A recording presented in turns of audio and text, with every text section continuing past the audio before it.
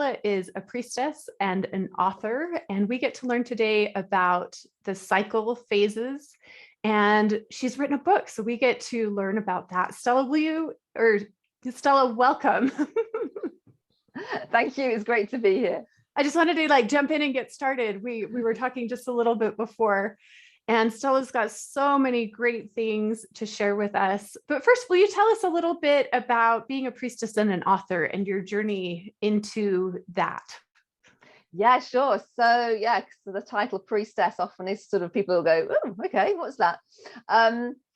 So my journey here has been really over sort of 20 years of my own personal and spiritual development through yoga and mindfulness, meditation, energy healing, and then in the last sort of 7 years or so, nature spirituality. But I've been teaching and writing in these fields since 2011. So I had kind of sort of a varied path, winding path to get here. But in terms of the priestess aspect of it, that's been a more recent evolution over the last sort of 5 years. So in 2017, I went to a town that perhaps some of your listeners will have heard of, called Glastonbury, here in the UK. It's a very sacred site associated with Goddess, as well as a festival which I have never been to. I don't do mud, but the town and the land is a very sacred space. And I went there in 2017 for the first time in my adult life, feeling a real call to go there because of the connection to sacred land. And there's a goddess temple there. It's I think one of the first in modern goddess temples in the UK. And I went there. I saw these leaflets about priestess training, and I felt my hand reaching out to them. I didn't know why. It's like, what? Because at this point I was teaching yoga, and I just picked up these leaflets, and there was a leaflet about Priestess of Brigid training. And Brigid is a Celtic priestess, very ancient kind of history to her. She's a priestess, she's a goddess of poetry, of healing, and of the forge, of smithcraft. But she also became the Christian Saint Brigid. So she's back now in consciousness as both. And her sacred festival is Imbolc, which is 2nd of February, which is my birthday. So there's a little bit of something in the stars there. So I didn't know about this association until just a few years before this. But right, I just was called to pick up these leaflets, and something within me, my soul, I very much feel, told me, you're doing this. You're training to become a priestess. And my mind was a little bit like, oh, what is this? But I decided to trust my intuition and to trust my soul. And it was a 2-year training. And the first year was making an inner connection to Brigid, to the goddess, to the wheel of the year, the seasonal, cyclic nature of life. And the second year of training was about practical priestessing, ways that you could be a priestess in the world, which is many things. Now, I think for all of us who have trained to be priestesses, identify as priestesses, it can mean slightly different things. To me, it's very much about holding space, creating space for women, particularly for me, for women, to make a connection to their own soul self, and B, through a connection to feminine faces of the divine, to the goddess. And how I do that at the moment is through words. Brigid is patroness of the bards, associated with poetry and words. So this feels very much my expression of being the priestess of Brigid. So a priestess is very much not about being an intermediary, that somebody can only get access to the goddess through you, that perhaps in other religions where you have priests, that is perhaps how it's been seen, how it is. Whereas I think, a priestess is very much about enabling, helping, showing space, holding space, showing a way, inspiring others to make that inner connection to their soul, and to recognize that there is a different approach to spirituality out there. We've had patriarchal religions, God the Father with us for millennia, but there is evidence that there was worship of female forms of the divine in ancient times, really going a long way back, thousands and thousands of years. So it feels like we're coming full circle a little, perhaps, as there's more and more people, more and more women, but yeah, more and more people are feeling the call to make a connection to the divine feminine. And to that's really beautiful. Yeah. Well, and it seems that, as you just said, like this, it's coming full circle. That feels very much that it encompasses who you are right now. And I'd love to hear about the process before we dive into your book, and I'm so excited to learn from you. But will you share a little bit about the process from 2017 to where you are now? Okay, yeah. So actually, I'm going to go back a couple of years before then, actually, because 2015 was a really key kind of year for me, and it very much led to 2017 and the picking up leaflets about Priestess training. So in 2015, I turned 40, and I read a couple of books which really changed my life. One of which was about high sensitivity, which is a different topic, but that was about the trait of being a highly sensitive person. Another book was, I just happened to pick up a book about Wicca in a bookshop. I hadn't. It's a pagan path, of kind of one of the paths of witchcraft, or being a witch. It suddenly just called me to pick it up. And when I read it, I was particularly the part in the book about the seasons and the wheel of the year and the ancient Celtic festivals really resonated with me, and really kind of felt like I was coming home, reading about this spiritual observance of the different changing seasons. And it just felt like, yeah, I know this somehow, somewhere in my bones, in my blood, I know this. So while I don't follow a path, I wouldn't say I follow a path of Wicca now. But that was sort of started a little sort of trail. And the second book I read in 2015 was called Code Red by Lisa Lister, a British author.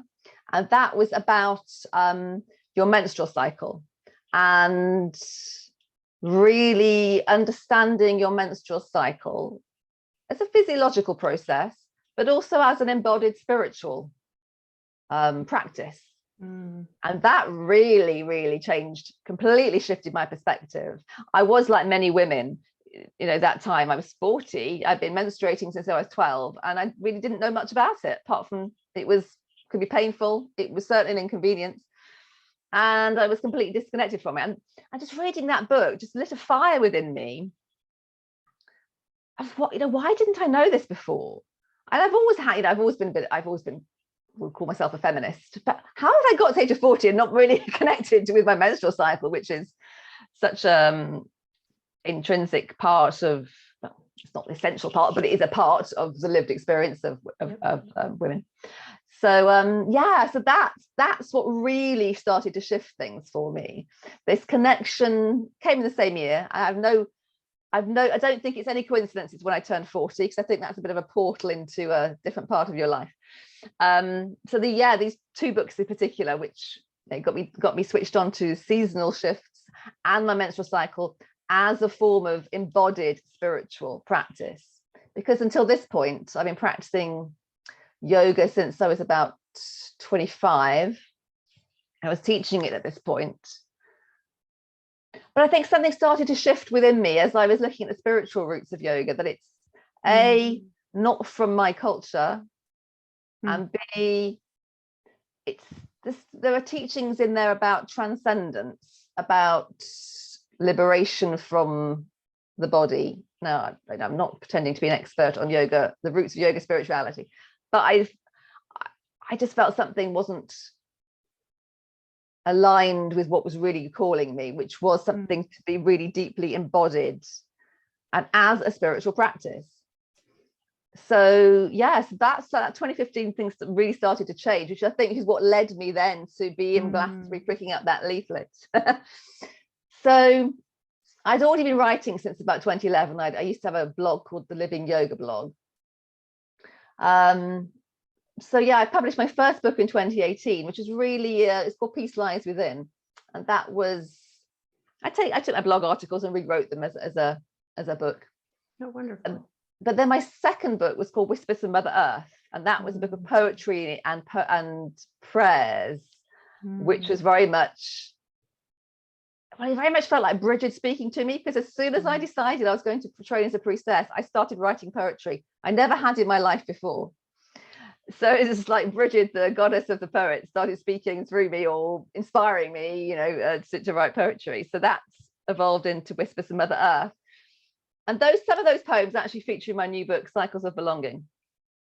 But Cycles of Belonging is looking at all the different expressions of the seasons and cyclical awareness. It's a bit of a tongue twister.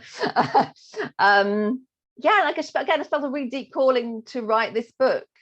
I wrote it during 2020, and I submitted it to one of my favorite publisher, Womancraft Publishing, and they accepted it for publication, which is a little yay moment, because the first 2 books I'd self-published. It's a beautiful way to get your work out there, but congrats. Yes, and thank you. If you have a publisher, you can, it's a different reach and it's a different process. So I just felt that there's things, from my birth, I was born at Imbolc, so there's something there was obviously going on, something was in the stars, but I'd gone through life of kind of getting my qualifications, getting a good stable job, and then, as a lot of people do, turning around and going, no, is this it? And feeling a call to do something that's more authentic, more for my soul. And so it's the magic has really been happening since I turned 40, and reading those books and then writing my own books. Oh, that's wonderful. And I love that you share, like, it was always within you, like you always kind of knew in this way, and it feels kind of like this remembering of not just the old ways, but a remembering of you and who you are, and of your divine feminine. It's interesting, because it is that those two sides to it. It was a deep remembering. And it did feel and it still does in 2 ways. It does feel like an ancient remembering from my ancestors, but just feels so, what's the word? So obvious, so natural. in a way, natural. So it's just like, why didn't I know this before? Why? I don't know why, because we live in industrialized cultures which kind of cut us off, really, and we tend to, a lot of humanity at the moment doesn't see ourselves as being part of nature. We talk about nature being out there, don't we? And a lot of us have lost that connection, that we cycle with the seasons just as the trees do, such as the birds and the animals do, that we cycle with the seasons too in different ways. So and it's definitely coming home to myself. I remember when I was very, very young, I was very kind of sparky, fiery little girl, and that fire went out for quite a long time. I suppose it's like trying to fit into the culture of keep your head down, study, be a good girl, yes, which works in a kind of family level and at the cultural level of don't upset the boat, keep quiet, don't kind of don't be too loud, don't be angry, just be smiley and amenable, that kind of thing. And so so that kind of shift from the age of 40 is as a coming home to myself, definitely. That's beautiful. Tell us about your book and how your book came to be. So the book is called Cycles of Belonging, Honoring Ourselves Through the Sacred Cycles of Life. And so as I said, I wrote it during 2020. Kind of it evolved from the book of poetry. And so I'm not saying nobody's ever written about these things before, because they have, but I never found a book which looked at the different cycles, which we'll come on to in a moment, quite in this way, or bringing them all together quite in this way, because I've written it in a way which is very accessible. It's kind of aimed, well, it can be aimed at people who are new to this, or even people who've been living with cyclical awareness. They want a different perspective, but I've definitely written it in a way that it's very accessible, not too esoteric, but it gives you a spiritual connection as well as as practical things. It's got rituals in there, it's got exercises, journal prompts, guided meditations, which you could record for yourself, just to listen to guide yourself through it. And yeah, so I mean, I've been inspired by the writers. So, for example, there's in Britain, there's writers called Alexandra Pope and Shani Hugo Wurlitzer of Red School. They write about the menstrual cycle as a seasonal approach. And there was Vicky Noble, who wrote Shakti Woman, who I think she mapped the seasons and the cycles and the moon and the menstrual cycle all together as well. So, but I just felt like it's one of those cases where I haven't quite found the book I wanted to read. So I knew I'd been living this for the last 5 years very, very deeply, and each year going deeper and deeper. So, and I am a writer, so yeah, so it's one of those cases where I'm like, I can't quite find the book I want, so I shall write it myself. That is a theme that I am seeing in my own life and in the lives of so many, that we become what we wish we had. That's so true, isn't it? Yes. And I wonder if this kind of calling for me to, this being called to become a priestess is part of that too. That's not having seen that at all around me when I was growing up. Yeah, and had that model, that you get to be the model. Quite, yes. And there's another kind of extension of this. I'm currently going through perimenopause, and I feel a calling that I'm going to be the post-menopausal woman when I get there, that I haven't as yet seen hugely a lot around me now. So yeah, there's definitely something in that. And it also sounds like the book is something that's meant to be experienced. It's meant to kind of guide and kind of this way to explore the different cycles. Absolutely, yes. So it is a guide. It is written in a way for you to experience them. So I offer my perspectives, but I also offer kind of looking at the energies of each cycle, the healing gifts, the shadows, the challenges, but and also say the journal prompts, rituals, and a little blessing and things like that. So it's yes, these cycles are to be experienced. It's lovely to read about them, but this is an embodied approach to spirituality, so it needs to be practical. So that's why the book aims to lead you to be a practical way to fire your imagination, but also to do things as well. To practice, right? Like that's what we're all doing. That's what we're doing here on this earth. We're practicing. We're taking those steps.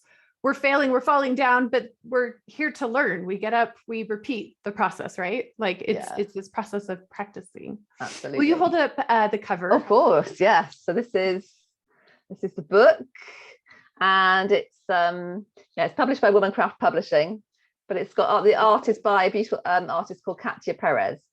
So she's created the it's beautiful. it's a piece of her artwork. So yeah, and inside it's lovely. The publisher put lots of sort of little, the nice little sort of front for each of the chapters, sort of little graphics and things like that. So it makes it a really beautiful book inside as well. Will you read the intro? I will, yes. So as I think this gives you a flavor that this is a book which calls you in and speaks to your soul. It's not just it's certainly not dry theory.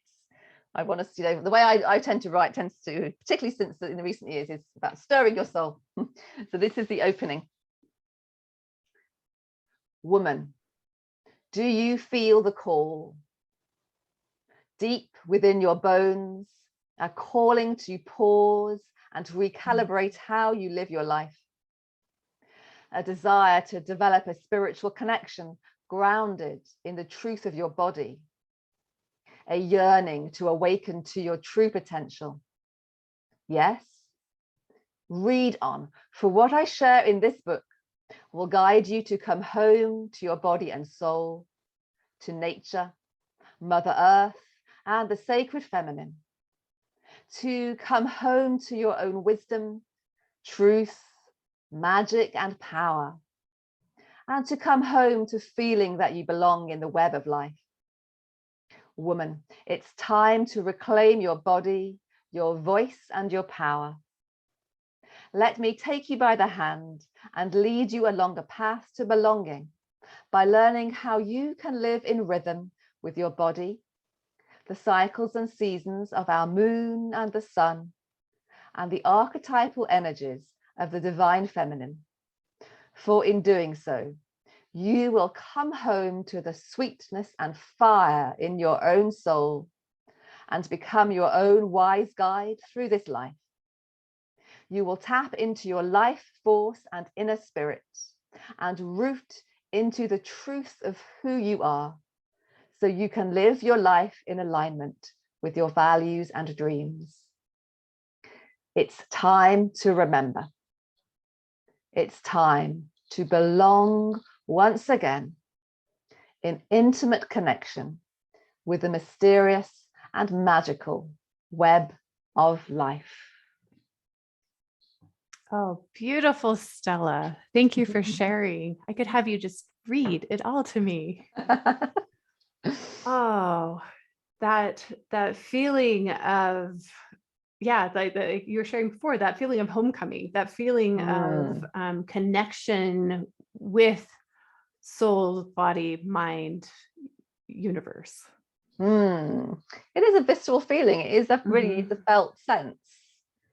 And yeah, and that's why I called it cycles of belonging, because I believe that this connection we have from our menstrual cycle, the lunar cycle, the seasons of the year, is a severance. It is. We kind of don't quite know where we are. We don't feel at home. And the disconnection from the sacred feminine, from the goddess, is, yeah, it kind of feels like we're not, yeah, well, I know I certainly felt like I didn't quite know where I belonged until I started to rediscover this. And it really, yeah, I felt like I was coming home. In fact, could I do a short little reading, because I've got just a couple of paragraphs here which really speak to this. In a world which speaks of God the Father and neglects to mention Goddess the Mother, and when our cultural mythologies speak to the hero's journey, it's no wonder the heroine feels rather lost. Sister, does your heart feel heavy too? Perhaps you too sense the ever-present, yet seemingly unfulfillable yearning to fill a hole in your life, a hole which was not of your own making. Maybe, like I do, you feel a longing for something lost which you can't quite identify, but you feel it calling nevertheless. There's a beautiful Welsh word for this. I used to live in Wales and have a Welsh husband. And the word is shariStella. ShariStella. There's no equivalent word in English. It means nostalgia, yearning, longing, a desire for something which feels just out of reach. I think this sense of shariStella we feel is the longing to belong as women in our truth and fullness, perhaps as we used to, but certainly haven't these last few thousand years. I love that word. I love that there's a word for it, because it's a feeling. Yeah. It's this feeling of some of it is that there's like sorrow involved in the not knowing what is lost, and this sense of missing without, again, not knowing what was. It's like you kind of know, it's like you're searching. Yeah, but you're not quite sure what you're searching for. And there can be lots of different levels to that. You know, there can be things rooted in experiences in childhood, which I do talk about in the book as well, actually. But on that bigger level, I think it is that search for the divine feminine. Yes. Goddess the Mother. Yes. And where has she been? Where has she been? Exactly. Yeah. And she's always been there. She's under our feet, but but in our culture. Yeah. And the opportunity to explore that, and culturally and socially, that it's okay to question and to wonder and to have curiosity and yearning with that process, but also to have someone like you to guide through that process and to open that curiosity and explore what is known, what is lost, how to find it, but also that there's community, right? And that we can all be a part of this remembering and coming back to. So that's that's very, very beautiful. So you mentioned 6 cycles. I wrote down lunar, seasonal, menstrual, and I'm guessing there's 3 more. Yeah, there are some more. So I'll just go to the underpinning of these different 6 cycles, which I'll talk about. The underpinning them is the kind of the essential nature of life, which is embodied through the sacred feminine of birth or rebirth, growth and fullness, release and death, followed by rebirth. And that equates to the seasons. So spring, rebirth, summer, growth and fullness, autumn or full, release, and winter, death. So these are this, and then of course spring follows, as it always does, with the rebirth. So it's this cyclic nature of life, which if we live in seasonal climates, we certainly see happening around us in nature, and obviously to a lesser or greater extent depending on the environment in which you live. So that is a kind of fundamental truth of life. So then we can see how these are expressed through these 6 sacred cycles, which I take us through in my book. And I start with what's closest to us, and then I kind of move out a little with each one. So the first cycle is the breath cycle. And I call these different cycles different temples. So the breath cycle is the temple of presence, because at its simplest, we can feel this spring, summer, or fall, winter with the breath. We breathe in spring and summer with rebirth and expansion. And we breathe out through autumn and winter, and that release and stillness. And there's almost like a little death at the end of the breath of complete stillness before the next breath comes in. And that is the most intimate way we can really feel this cyclic nature of life. Simplest, the most beautiful perhaps, because it doesn't take anything. We're breathing anyway. We just need to shift our awareness onto the breath. That shift of awareness, how something that is so integral to who we are and to our living, right? Yeah. That I love. I mean, I love meditation. I love the breath. I love breath work, but I haven't ever seen it through the lens of a cycle of the spring and the summer and the breathing and the filling my lungs to the dying and cleansing and rebirth. Like I love that. Just gives a whole new perspective to the breath, doesn't it? Love it. And it can be beautiful just to remind yourself of that if you're feeling a bit fragmented or off balance or sad or disconnected, and just take that breath, and you're breathing through the nature of life with each breath you take. Beautiful. That, and the gift of breath is the presence, being present with the breath, with the moment, with life itself. And as I talk about in the book, it's lovely to think about how when you breathe in, you're breathing in energy, you're breathing in oxygen that has been created by plants and trees and flowers, and those that they could have been across the other side of the planet, and you're breathing them in through the oxygen you take in. And it's like, if you're breathing in the scent of a rose, you're breathing in a little bit of rose into you, and you become the rose, and the rose becomes you, or from an oak tree or something like that, which is, I think, is just a beautiful thing to and also that we're all connected in breath. Like we are breathing the air that I may be breathing the air that you were breathing yesterday. Like even though you're in England and I'm in the United States, like that we are all connected through that, I think is such a beautiful thing to think about, and for the trees and the plants that create our oxygen and that give back, and in turn they breathe us, right? As they clean it and they do all that. So that's beautiful. A beautiful reminder that all is connected. So then we move out a little bit from the breath, which is the sort of shortest cycle, to the next cycle, which is the circadian cycle, or the temple of daily rhythms. So that is 24 hours of each day. We move through this cycle. Excuse me. Each dawn is a rebirth. We build to the fullness of the summer of midday, and then it changes, and we go into the release of the afternoon and the fading into the darkness of the wintry night and midnight, and it all begins again.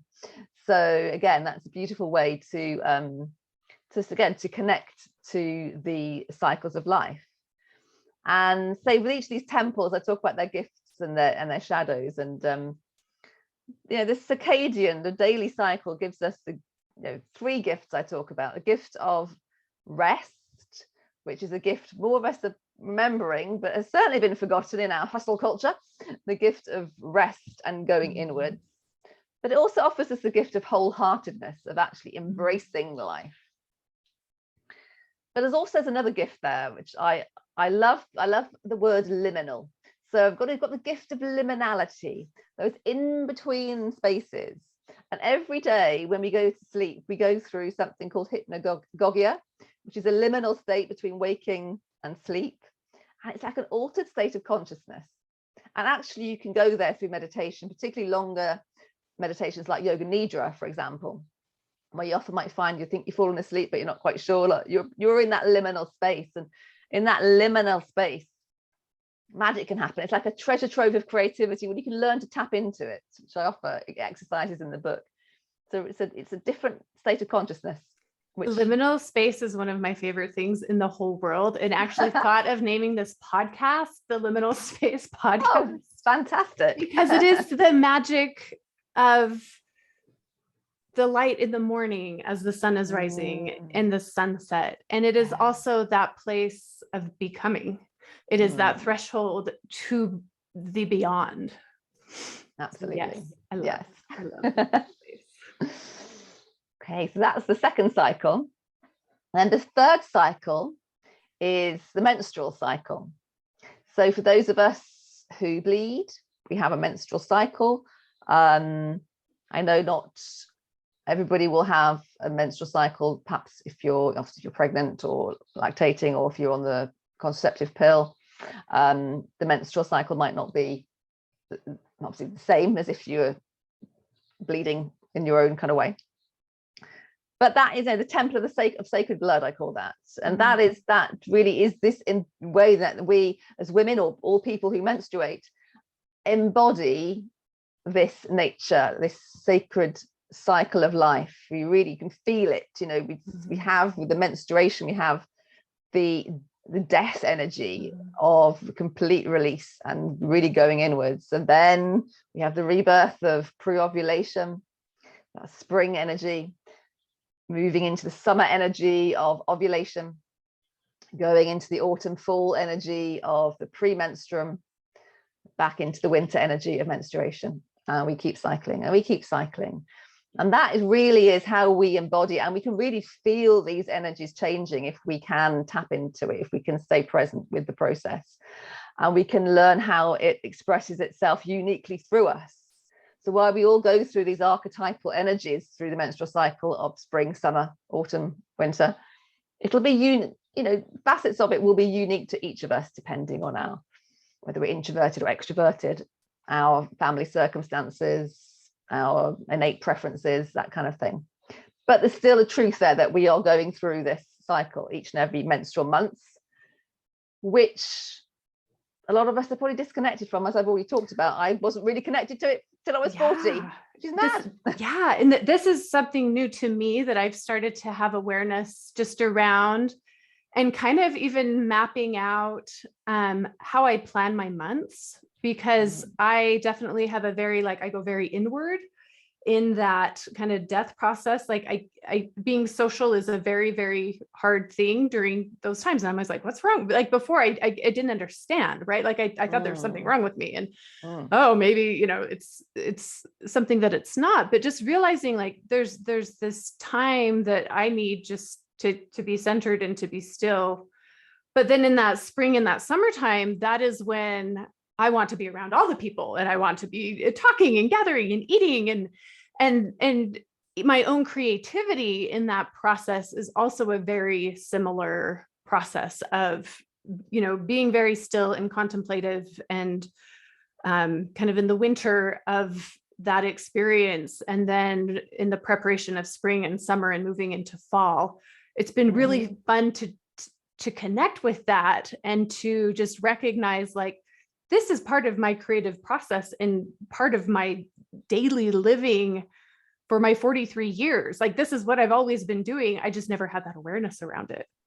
Yeah, so it's when you realize, you learn about it and you wake up to it, it's like, oh my goodness, yes, why didn't I know this? But that thing, so many of us, when we go into that premenstrual phase, we think we're crazy. I very much had that. I realize now, because I've been tracking my cycle since 2015, that before I went into perimenopause, and everything's all over the place now, but when I was regularly cycling about 29-30 days, there's usually around day 25, I would have a day where I just felt everything would go wrong, or I would just feel like everything was going wrong and everything was too much, and I just wanted to go and hide under a duvet and never come out. Yep. So by the next day, it kind of passed normally. I mean, it could last a little bit longer, but until I realized this is natural, I thought I was going crazy. I knew it was coming for my period, but I just thought, oh, premenstrual, rather than actually realizing this was the call to go inwards, and by ignoring it, you go a little crazy, because it's like you need it. Well, and it also feels like, my background's marketing, so I know it's not rebranding, but it's really like, as women, we're told, our menstrual cycle is this terrible, horrible thing, and it's pain and it's all this, but instead of like, this is where we are, who we are, and this is part of us, and shifting that perspective to, this is a beautiful process, and this is where we get to connect with ourselves in a way that just really hasn't been talked about. Absolutely. And it is that connection, and it helps you to connect to your needs, to your desires, to what's important to you, in a way which just, I guess, because it just doesn't suit the sort of hustle culture that we live in, where everything is linear and perpetual growth, and you have to be out there all the time, you have to be amenable all the time. So when somebody's going into a premenstrual phase and there's like fiery truth teller, especially as a woman, people don't like that. It's like, well, actually, this is how it is. No, I am curious. Sorry. I better, now I'm in perimenopause. It's like a permanent premenstruum. So I'm like very fiery truth teller now. I'm loving it. So I know we're primarily talking about women, but men also go through these cycles as well, don't they? Yeah, I mean, this is the nature of life. This spring, summer, autumn, fall, winter energy. I guess because men, don't have a menstrual cycle, they're not having that actually embodied experience of it. Okay. But it's certainly the nature of life. Right. And when we talk about masculine and feminine, or divine masculine and divine feminine, it's not about gender, that if you're a woman, you're divine feminine, if you're a man, you're divine masculine. And then where does that leave gender fluid and non-binary people or trans people? It's not about that. We all have those different energies within us. But there's something about the menstrual cycle. So whether you're a trans person menstruating, a gender fluid person, or a woman menstruating, there's something about that embodiment which really brings it home to us. But everybody, all gender identities, kind of experiencing these cycles because we live in them. I mean, the next cycle I'm going to talk about is the moon, but we all experience that, and the seasonal cycle.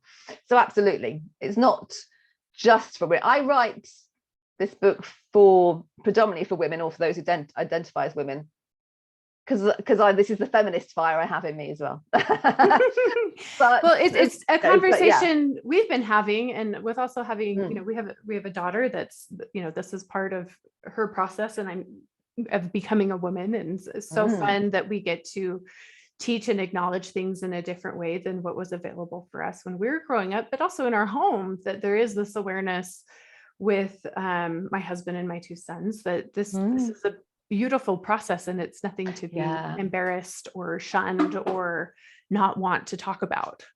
Absolutely. And that's what it is vital that the men in our lives can learn about this too, and know about this too. I remember when I was at school, so this was in do the maths, when I was 12, quite a way back.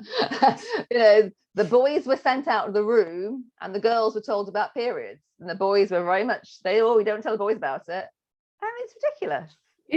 It's actually this week that we call it the maturation program at the elementary school, where the girls go separate and the boys go separate, but they talk about both experiences in that.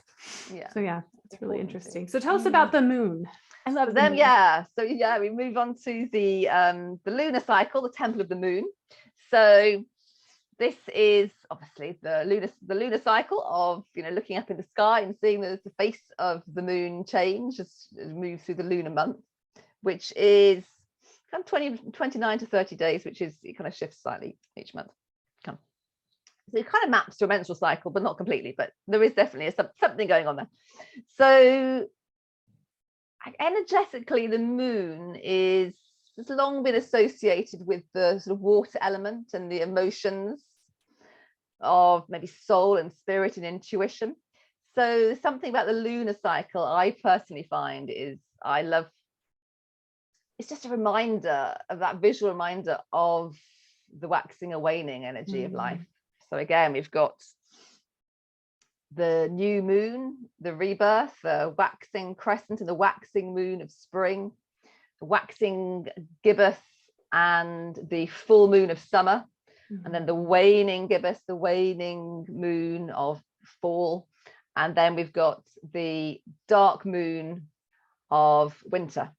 And I find it fascinating that a lot of places where the lunar cycle is talked about, not so much now, but actually, but when I first was looking into this, it went from waning crescent straight to the new moon, and the dark moon not mentioned. Well, there is a dark moon there, and then often the dark moon and the new moon get allied, get brought together, but it's a very, very different energy. The dark moon is the energy of death, of ending, and then the new moon is the rebirth.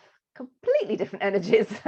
So if we ignore the dark moon, we're not doing ourselves justice, but there is a fear in our culture around darkness and death, and, you know, it's taboos around it. So I can see why it has often got ignored. But if we ignore that death energy, because it's not just about death and dying, the end of life. If you think about winter, it's a fertile void. There's rejuvenation going on. Exactly what I was going to say. It's a fertile dark. Yeah, there's a lot going on beneath the surface. You can't, everything looks dead, but there's a huge amount going on beneath the surface during winter. And that's a wonderful metaphor, I think, for our own inner winters and menstruation and dark moon, that we can really go inwards, go beneath the surface and attend to our inner worlds of soul and emotions and needs and yearnings. So I love how the moon can really remind us of that and help us to tap into that. Because I absolutely acknowledge that for those of us with menstrual cycles, there can be a lot of pain around the actual menstruation, and some people find it a bit problematic or a bit to want to connect to it. I would say try to in any way you can, but I just think that dark moon of the lunar cycle is another way we can connect to that rejuvenating energy. Actually, it looks like death, but it's essential for the rebirth to happen. That's really beautiful. I have my youngest, he believes he's part werewolf, and he was very scared of the full moon for a while because he thought he was going to turn into a werewolf. So I think it's been probably a year now. We have started to howl at the moon every full moon. Wonderful. As a family. And then we just started inviting people to join us, and then we got our own lunar calendar. And as a family, just to have that awareness of, you know, where is the moon and what's happening. And we live in, you know, this beautiful valley where we've got, you know, big rocky mountains, and the moon rises right above those mountains. And it's this like beautiful, like you can open the front door, look out the window, and it is just this beautiful reminder of where we are in our planetary orbit, and also within the orbit within ourselves of, oh, you know, it looks like it's a full moon, but it's not quite a full moon, or, you know, here's just this little tiniest sliver of a beginning. And what does that mean in my life right now? And what does that mean to me? And now, you know, the children are all very, very aware of the moon, and it's just this beautiful reminder that we get to gaze upon. Yeah, actually, can I read? I've got a little poem about the moon. Yes, I just got it here. So it's kind of just goes through these different phases. Dark moon calls me, deep, deep within. New moon shows me it's time to begin. Waxing moon leads me to grow and shine bright. Full moon fills me with love and delight. Waning moon invites me to trust and let go, till dark moon reclaims me to the temple below. Lady moon guides me to wax and to wane, to live in rhythm and become whole again. Ah, beautiful. Thank you, Stella. Oh, beautiful words. That's in the book. Yeah, I think I need to print that one out and have it in our kitchen. Like that is, yeah, that is so beautiful. Okay, so we're on 4. So Yes. we've talked moon cycles, menstrual, the daily life. I don't know the word to say it right. Circadian. Circadian. And the breath. And breath, yeah. So yes, we've gone from breath, breath, circadian, menstrual, lunar, and now we come to the solar cycle, which is the seasons of the year, which is obviously spring, summer, fall, and winter. But there's also the wheel of the year, the old Celtic wheel of the year, which is again coming back more to people's consciousness.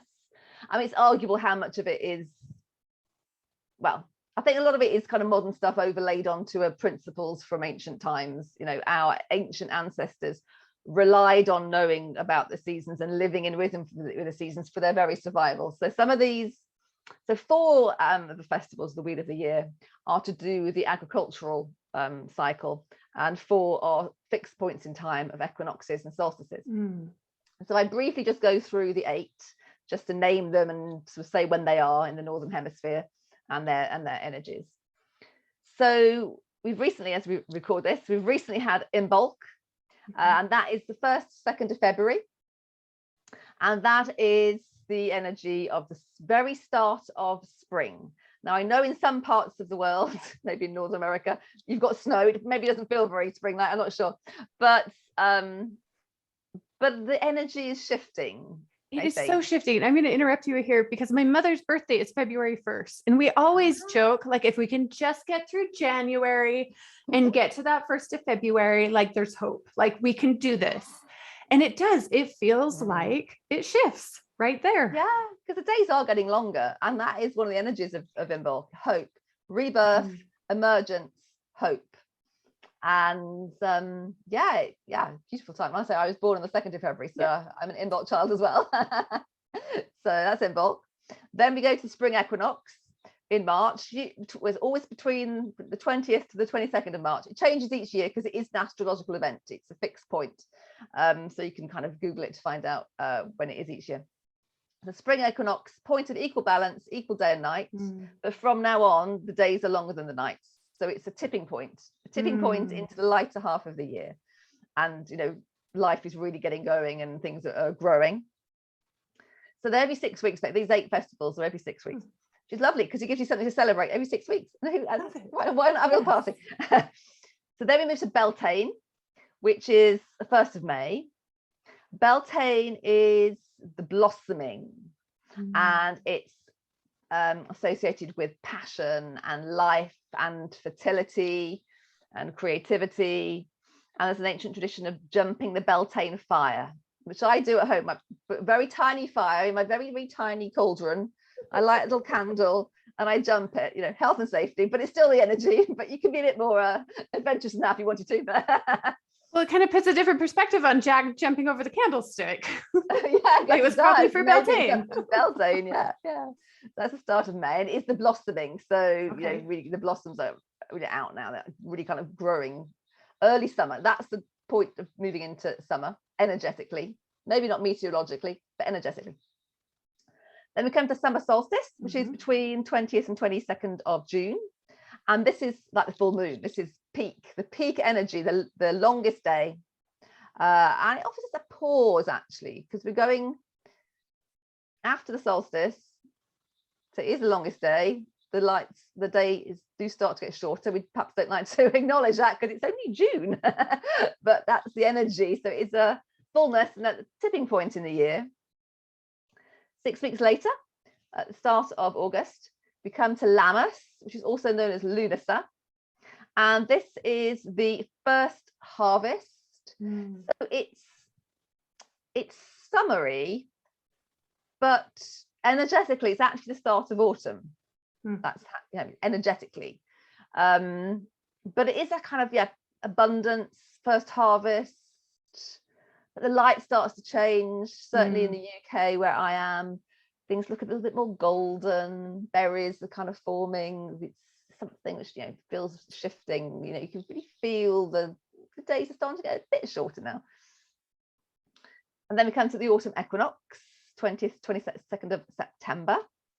And that is another day of equal day and night. But we're definitely getting into the darker phase of the year now. And it's another point of balance, as I said, but there's a sense of release and the real harvest time now. It's like, so it's real kind of like if the berries, nuts, all sorts of things, fruiting the time wheat. I just picture people out gathering the wheat. So it's that gathering in, ready for winter to come. Then we come to Samhain, which is 31st of October into the 1st of November, which is now taken over by Halloween, but the original festival was Samhain. And that is the energetic turning into winter. And it's drawing inwards, we're beginning that death energy, that's drawing inwards, starting to root down, the leaves are falling off the trees and the sap is going down. It's inviting us to start to draw inwards, to slow down, ideally, if we can, in some way, a little bit maybe. And then we come to the winter solstice, 20th to the 22nd of December, and the shortest day. And that is the energy of real stillness, the void and death. Now, it's also celebrated as the return of a light, which I find fascinating. Again, this we don't like this death energy to it. But it offers us and of course we have Christmas and various, depending on religions, different festivals of light around this time, which is beautiful on one level, as long as you don't forget that there are gifts in the darkness. There is gift and beauty in this fertile void. Don't rush too soon. Don't rush too soon, because the wheel is turning again, and in 6 weeks' time we'll come to Imbolc, and it's the rebirth. So it's that kind of portal time, and I love that time. Some people love the outward energies. I love the inner energies. I want to stay in winter sometimes. Strange. I do find myself wanting to hibernate. Like, it's cold outside, it's dark outside, lots of candles, but it's also what I'm realizing in working from home, this winter time, this dark time is also where I do my deepest personal work, but it's also where I can really go deep in writing and planning and creating, and just kind of that incubation. That's a wonderful word. Yes, incubation, that is the energy, isn't it? Definitely. Yeah. If we can tap into it. I think on one level, perhaps we can feel that happening, but it's wonderful to engage with it consciously, because then we can really embrace the gifts that these seasons offer us. Yeah. And I think that's just it. It is that recognition in our calendar. I love that you said, every 6 weeks we have something we get to celebrate, but that kind of is fun. And I like having any excuse to celebrate and to connect with nature and to go up in the mountains. But also this time to just to honor where our planet is in our solar system, and distance from the sun and the moon, and that it's all part of the process. That I feel like sometimes I forget, winter is here and it's cold, but it's part of that process and part of that dark.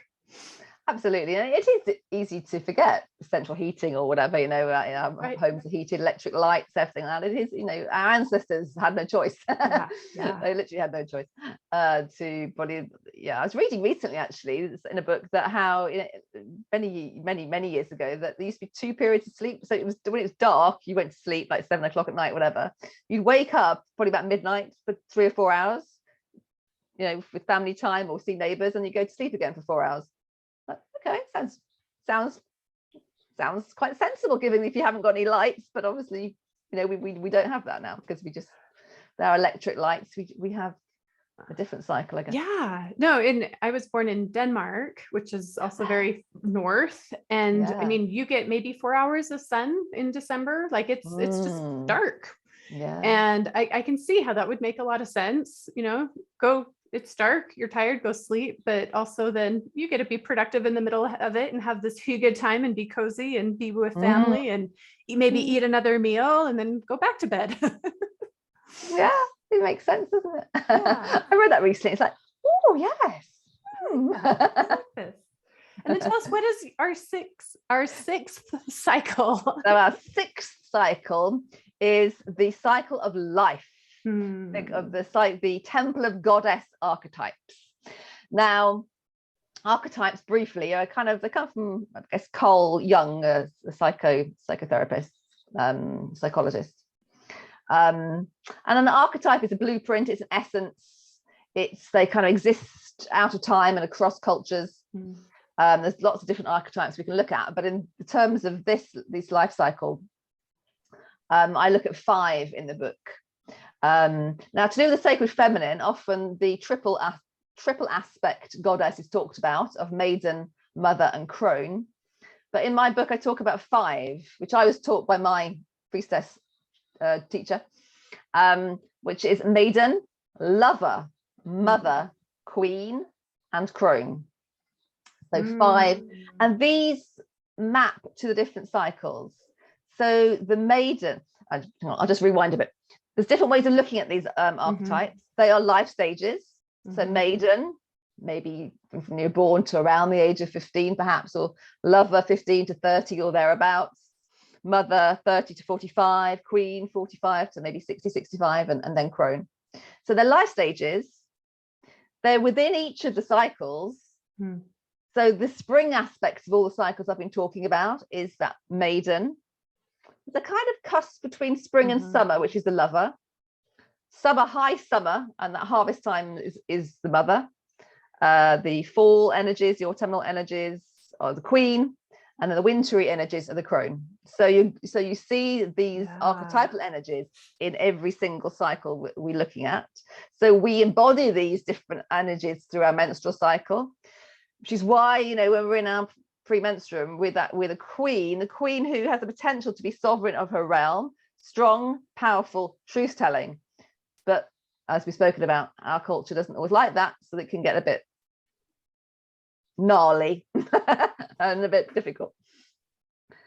So there's also, they can be seen as kind of psycho-spiritual presences within our psyches, within ourselves, anytime we want to call on them, and like an inner support team. But also they can be seen as outer entities, as goddess figures. So there's lots of different ways to engage with them.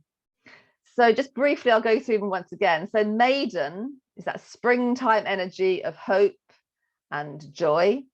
The lover is the kind of the moving into summer, the waxing moon of courage and freedom, of love of life and sensuality and sexuality. And just, really just being free and courageous and loving life. Then we have the mother, that's high summer energy of unconditional love and nurture. Then we have the queen, whose energy is of presence and protection and discernment and boundaries. And then we have the crone, the wintry crone, whose energies are wisdom, deep wisdom, ancestral wisdom, peace, insight, but also she holds that energy of the death rebirth as well, which we can find a bit scary, which is interesting because the word crone doesn't exactly fill many of us with joy. Oh yes, I'm a crone, but it's more, I have met women who embrace that, which is great. I mean, I'm not there yet, but I have met women who embrace that their cronehood. But so there are energies there we can call on. So if you're feeling a bit jaded and you want some joy, call on the maiden. If you're feeling a bit scared and you want to feel courageous, maybe call on the lover.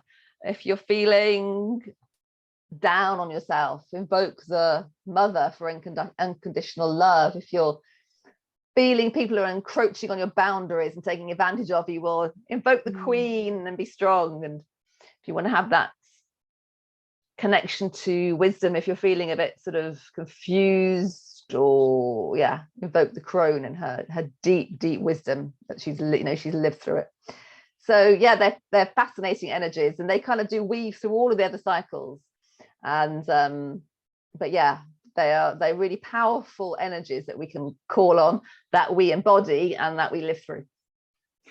I like having the thought of myself in those phases of where I've been as, maiden, lover, mother, but then where I get to be, but also this feeling that crone and queen are already here with me, even though I haven't experienced that I get to build that relationship. Yeah, because they are archetypes, so they are there in the collective unconscious. They are there to invoke, to explore, to call on. I love this work about archetypes. About I think the chapter on this particular temple is the longest chapter in the book, because I find it so fascinating. Because I also look at their shadows, how they can get toxified by patriarchy. So, for example, the maiden can become the wounded maiden, which I find fascinating, because the maiden is the one archetype we carry with us throughout our whole life, because she was there within us from the start. And our childhood experiences can lead to wounding on a kind of like psycho-spiritual level, for many different reasons. And we can carry that wounded maiden within us throughout our whole life. And we can be adults who are actually acting out from our woundings, which is very common in our cultures, because we kind of lack rites of passage which move us through these different phases. So it can be easy, I think, to become a little bit stuck. That's probably a whole other conversation, because that can go very deep very quickly. A lot to say about that, but it's I guess I do talk about that in the book. But so it's absolutely fascinating, and such richness and depths of layers when we're working with these archetypal energies.